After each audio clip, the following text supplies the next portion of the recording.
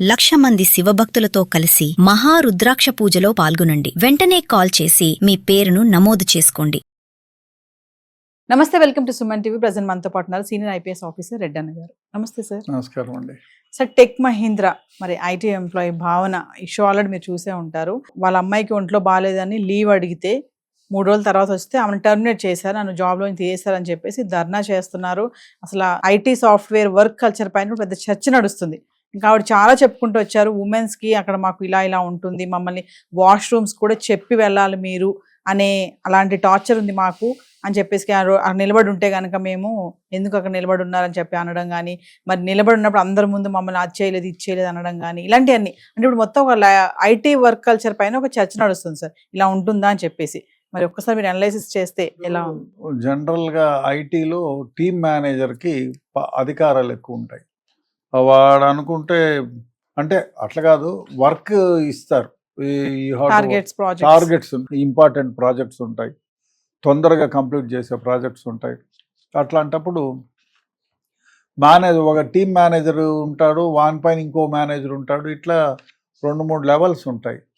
జనరల్గా టీమ్ మేనేజర్ను అడిగితే, ఎందుకంటే నాకు తెలిసిన మా ఇంటి వాళ్ళు కూడా చాలామంది సీఈఓలుగా ఉన్నారు, కంపెనీ సీఈఓలుగా ఉన్నారు, కొందరు హెచ్ఆర్డి ఇండియాకే హెడ్గా ఉన్నారు, అబ్రాడ్ 8-10 దేశాలకు పెద్దగా ఉండేవాళ్ళు ఉన్నారు. వాళ్ళు చెప్పేది ఏమంటే, ఎందుకు ఉన్నట్టుండి టర్మినేట్ చేస్తారు అని. అంటే ఒకటి, ప్రాజెక్టులు రాకుండా పోతే 3 monthsకు ముందుగానే వీళ్లకు టర్మినేషన్ నోటీస్ ఇచ్చి టర్మినేట్ చేస్తారు. అది మీకు ఉద్యోగం ఇచ్చేటప్పుడే వన్ ఆఫ్ ది కండిషన్స్. ఆ విధంగా టర్మినేట్ చేస్తే 3 నెలల తర్వాత మా దగ్గర ప్రాజెక్టులు లేవు, మీకు ఇచ్చుకునే జీతాలు మా చేత కాదు కాబట్టి 3 నెలల తర్వాత ప్రాజెక్టులు రాకపోతే మమ్మల్ని టర్మినేట్ చేస్తామంటారు. అయితే చేసిన తర్వాత కూడా సిటీసీ వీళ్ళు సిటీసీ ప్రకారం గ్రాట్యుటీ ఇవ్వాలి, అది ఇవ్వటం లేదు అనేది కొందరు ఇది. ఇంకో విషయం ఏమిటంటే, కొందరు అమ్మాయిల్ని సతాయిస్తున్నారు.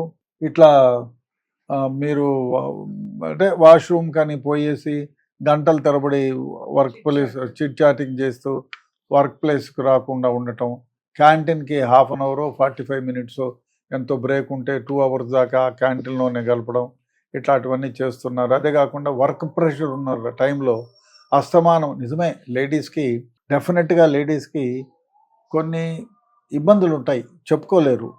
ప్రతిసారి టీం లీడర్కి, సార్ నేను వేరే విషయంలో ఉన్నాను, ఈరోజు నేను రాలేనను, కడుపుని వస్తుందనో, ఏదో మామూలుగా ఉండే పరిస్థితులు అన్నీ చెప్పుకోవడానికి వీలు కాదు ఆడపిల్లలు.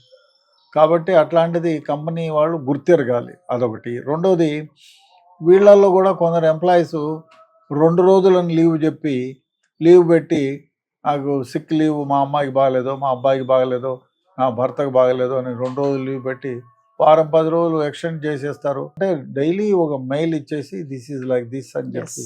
అదే కాకుండా ప్రాజెక్టులు వాళ్ళకి ఎట్లా ఉంటాయంటే, గొంతు మీద కత్తిలో ఉంటాయి. 48 hours కంప్లీట్ చేయాలి, లేదు 3 daysలో ప్రాజెక్ట్లో మొత్తం కంప్లీట్ చేసి ఇవ్వాలని వాళ్ళపైన కత్తి ఉంటుంది.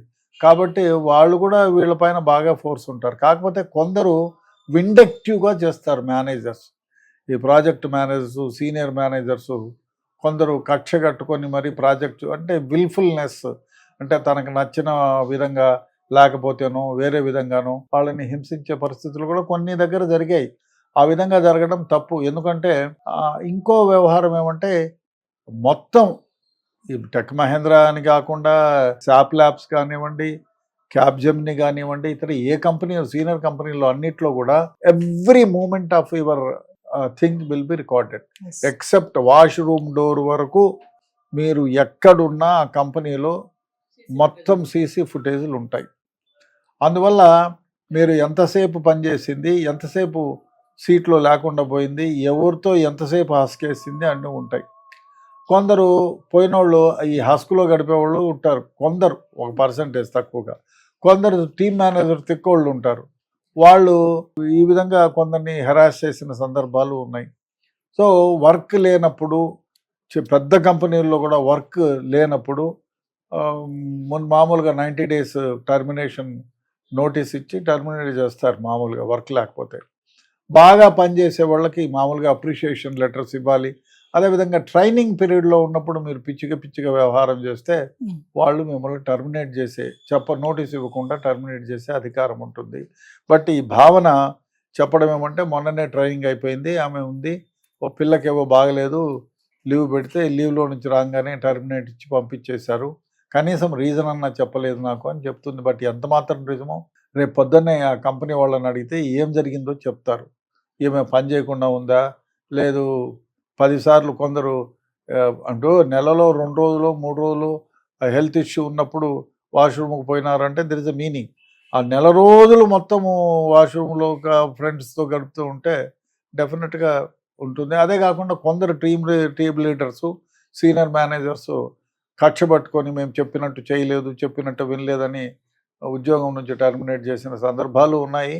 ఉంటే దాన్ని రిప్రజెంట్ చేసి ఈ విధంగా చేశారు, నా వర్క్ పర్ఫార్మెన్స్ చూడండి, నా వర్క్ షీట్ చూడండి, how much I'm working he is telling wrong అని కూడా అడుగుతారు. ఆ విధంగా జరుగుతుంది కూడా. కాబట్టి ఈ వర్క్ కల్చర్ అనేక రకాలుగా ఉంటుంది.